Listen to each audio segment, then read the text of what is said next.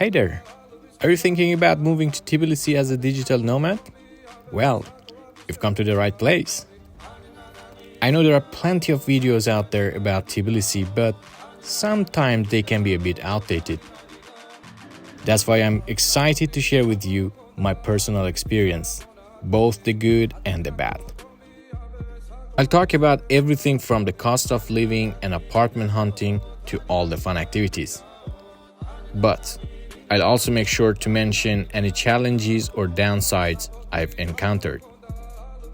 I want to give you a realistic and well-rounded perspective to what it is like to live in Tbilisi. So sit back, relax, and get ready for an honest and authentic journey as we explore Tbilisi. Are you ready for an adventure in the land of history, delicious food, and budget-friendly living? Look no further than Georgia's vibrant capital city. First up, a very rich history. The city is steeped in a rich heritage dating back thousands of years. From the iconic Mother of Georgia statue to the stunning Sioni Cathedral, Tbilisi is filled with landmarks and monuments that will transport you through the time. But it's not all about the past. Tbilisi's food scene is on fire. Georgian cuisine is a delicious blend of Middle Eastern and European flavors. And you'll find mouth-watering dishes like khachapuri and khinkali. Last but not least, it is still kind of budget-friendly. Compared to many Western cities, Tbilisi used to be relatively inexpensive. Rent, food, and other basic expenses used to be significantly cheaper here. This made Tbilisi a great choice for digital nomads who are looking for an affordable place to live and work.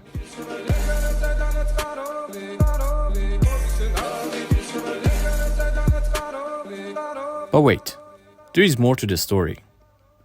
In February 2022, a war broke out, causing many people to flee to Georgia, which has led to some challenges as well as opportunities. The high influx of immigrants has put pressure on the housing market, food supply, transportation, and other services. On one hand, it caused some difficulties for locals and nomads.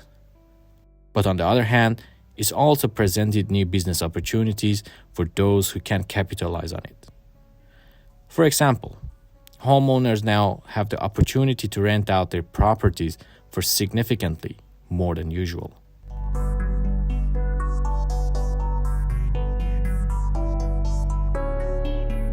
As you might know, it's not all sunshine and rainbows.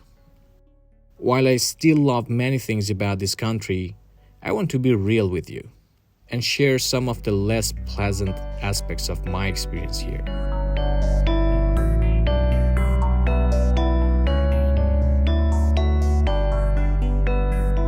When it comes to food prices has been changed dramatically, matching the price of cities such as Barcelona.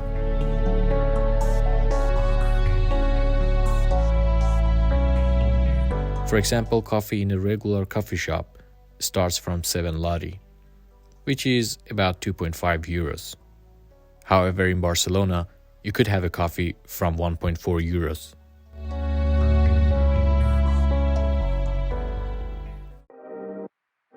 Housing costs have risen dramatically in the last year, almost 4 times higher than before.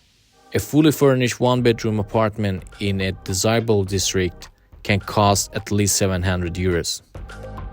Cheaper options, around 350 euros, are available, but they would likely be in lower quality buildings located further from the city center.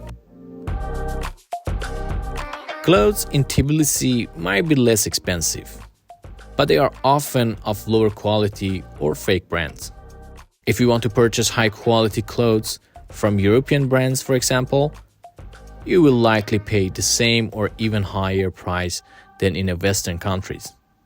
For example, when I visited H&M, I noticed that prices are sometimes 50% higher than in Sweden.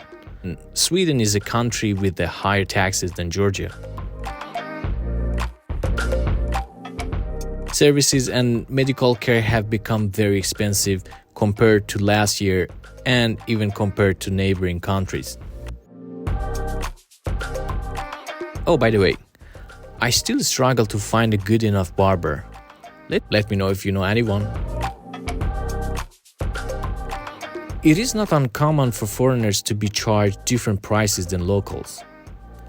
As I have personally experienced this on multiple occasions when speaking in English, versus when my brother spoke in Georgian.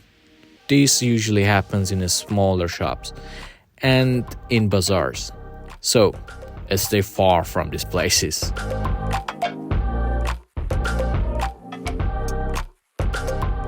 The infrastructure for pedestrians outside of the city center is insufficient, with a lack of sidewalks and crosswalks, as you can see. Additionally, the driving culture poses a safety risk for pedestrians.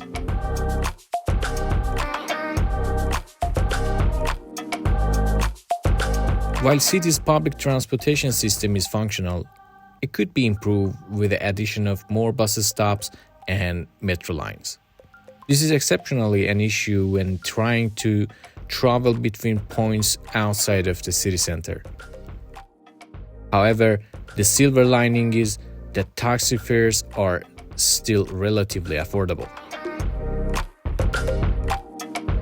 Internet connection. Well, internet connection is often poor, particularly outside of the city center, which can be a major problem for digital nomads. Basically, no internet connection, no work. When in the city center, be cautious of groups of organized children approaching you for money. They might steal your belongings while you are distracted. Unfortunately, the police might not take an action against these kids. One thing to keep in mind is that level of English spoken by locals is often low, which can make communication difficult. If I could speak Georgian, or if locals could speak better English, it could have made some of these problems less of a hassle. It's important to keep in mind and be prepared to overcome language barriers, if you plan to move to Tbilisi, of course.